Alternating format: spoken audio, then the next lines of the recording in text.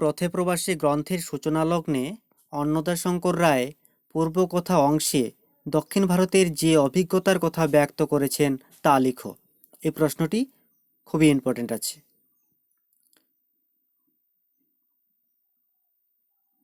পরবর্তী প্রশ্ন, পথে প্রবাসী গ্রন্থে অন্নদাশঙ্কর সমুদ্র এবং সমুদ্রপীড়ার যে বর্ণনা দিয়েছেন তা লিখো।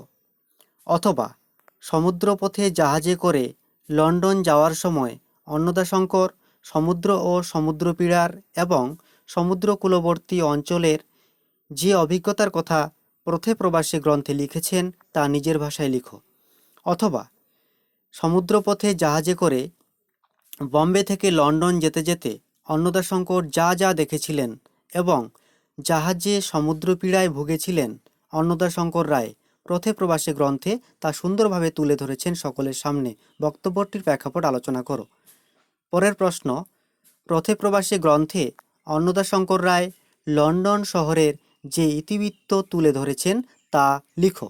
এই প্রশ্নটি খুবই ইম্পর্ট্যান্ট আছে, প্রশ্নটি আসার সম্ভাবনা অনেক বেশি। পরের প্রশ্ন, পথে প্রবাসী ভ্রমণ বৃত্তান্ত হলেও যথার্থ সাহিত্য হয়েছে, আলোচনা করো। অথবা পথে প্রবাসী নিছক ভ্রমণ কাহিনী না ভ্রমণ সাহিত্য, আলোচনা করো। এই প্রশ্নটিও গুরুত্বপূর্ণ। পরের প্রশ্ন, পথে প্রবাসী গ্রন্থের নামকরণ যথার্থ কি না, আলোচনা করো। এই প্রশ্নটি ততটা ইম্পর্টেন্ট নয়, তবু তোমরা অবশ্যই পড়বে। পরের প্রশ্ন, দেনা পাওনা থেকে। প্রথম প্রশ্ন, দেনা পাওনা গল্পে তৎকালীন সমাজ জীবনের যে ছবি ফুটে উঠেছে তা লিখো। এই প্রশ্নটি খুবই গুরুত্বপূর্ণ, এই প্রশ্নটি আসার সম্ভাবনা অনেক বেশি।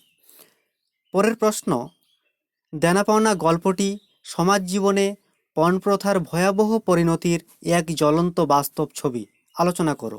অথবা দেনা পাওনা গল্পে ভয়াবহ পরিণতির জন্য কে বা কারা দায়ী, লিখো।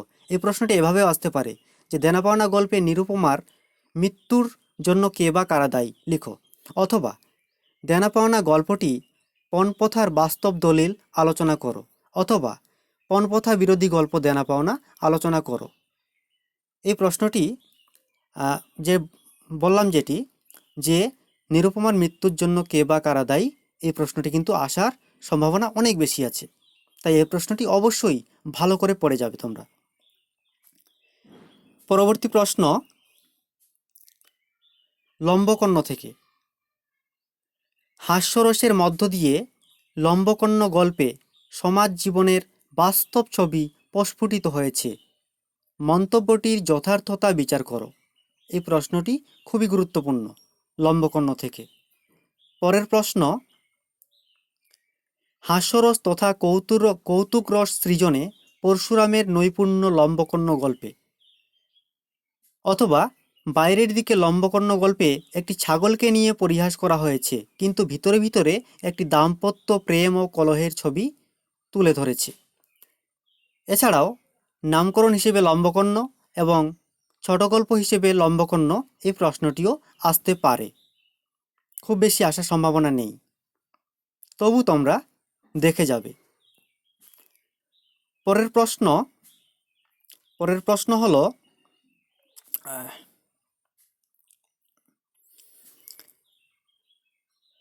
নিমগাছ গল্প থেকে। নিমগাছ গল্পে মূলত একজন সংসারে আবদ্ধ অসহায় গৃহবধূ তথা ভারতীয় বাঙালি ঘরের আদর্শ প্রৌঢ়া নারীর জীবন চিত্র ফুটে উঠেছে, আলোচনা করতে বলা হয়েছে।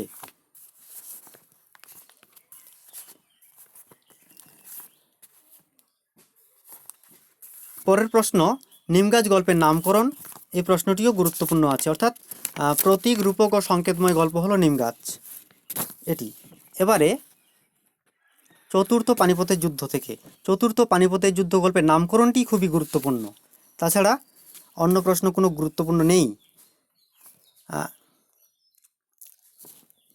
তবু কয়েকটি প্রশ্ন বলছি আমি। তবে নিমগাছ থেকে আরেকটি প্রশ্ন খুবই গুরুত্বপূর্ণ প্রশ্ন হলো অনুগল্প বলতে কি বোঝো, বা নিমগাছকে সার্থক অনুগল্প বলা যায় তা আলোচনা করো। এবারে চতুর্থ পানিপথের যুদ্ধ থেকে আর কয়েকটি প্রশ্ন।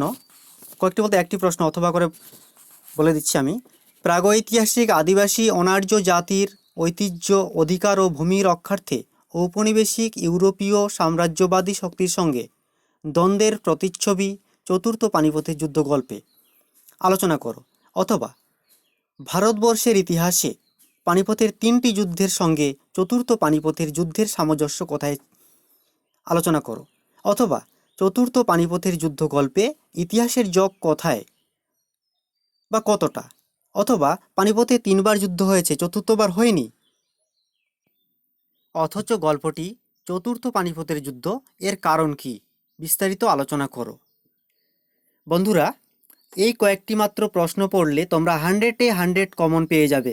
তাই অবশ্যই প্রশ্নগুলো দেখে যাবে এবং পরীক্ষায় কমন পেয়ে যাবে। ভিডিওটি দেখে কেমন লাগলো অবশ্যই কমেন্টে জানাবে, এবং ভিডিওটি থেকে যদি কোনো উপকার পাও বা উপকৃত হও তাহলে চ্যানেলের সঙ্গে থাকবে। অর্থাৎ এই ধরনের আরও ভিডিও পেতে চ্যানেলটি সাবস্ক্রাইব করবে। ধন্যবাদ।